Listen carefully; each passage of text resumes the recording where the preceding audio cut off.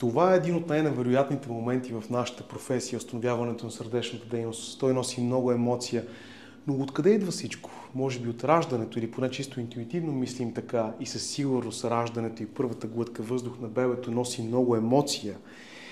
Но от наша гледна точка нещата започват много преди това.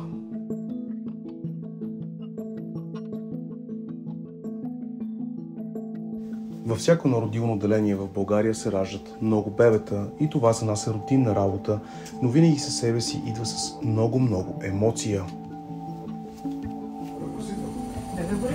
Бебе Борис. 4 кг и 80 грама, 53 см. 53? 53. Въпреки, че за нас това е рутина, както виждате в очите на доктор Дерменджиева, емоцията ни завладява почти винаги, когато имаме положителна развръзка от процеса по асистирана репродукция. Но раждането е само една малка част от целия процес и именно за другите неща искам да ви разкажа в това видео.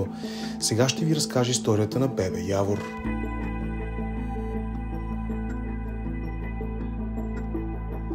Ще разкажем тази история отзад напред. Вече познавате бебе Явор, ще ви разкажем за това как е създаден той. Благодарение на съвременната медицина и възможностите на образната диагностика, но най-вече напредването в областта на ехографията, ние можем да видим бебетата много по-рано, преди да се родят. Следователно за нас абсолютно всеки един преглед и проследяване на бременността, особено ако е инвитро оплождане, е изключително вълнуващ момент, както за нас, така и за бъдещите родители.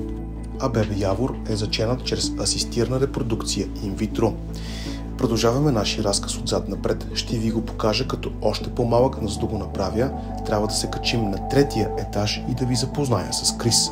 Крис е един от нашите ембриолози и работи в ембриологичната лаборатория. Съгласи се да ни помогне за това клипче. Крис, какво става?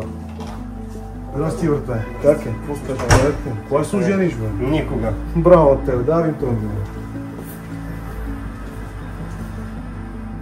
Това е бебе Явор като бластоцист или ембрион на ден 5 с отлично качество точно след размразяване. А както знаете, ембрионите се правят от яйцеклетка и сперматозоид. Но откъде идват яйцеклетките? Защото виждате ли, яйцеклетките започват да се образуват още преди момичето да се е родило.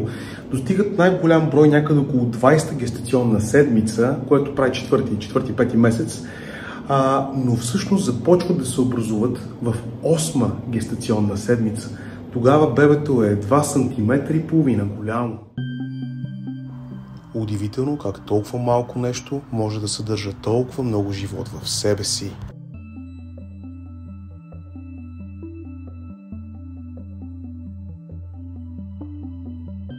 Към момента на инвитро оплождането на тази пациентка, въпросната, за която става въпрос, тя е на 32 годишна възраст. Но яйцеклетката е по-възрастна от нея, с няколко месеца, както уточнихме, т.е. яйцеклетката е на 33 годишна възраст. Тоест, това бебе, което току-що видяхме, когато за първ път се е създало, от гледна точка на яйцеклетката, още е бил в корема на баба си. Аз съм доктор Явор Малинов от клиника Малинов и за мен беше удоволствие да споделя с вас това пътуване обратно във времето.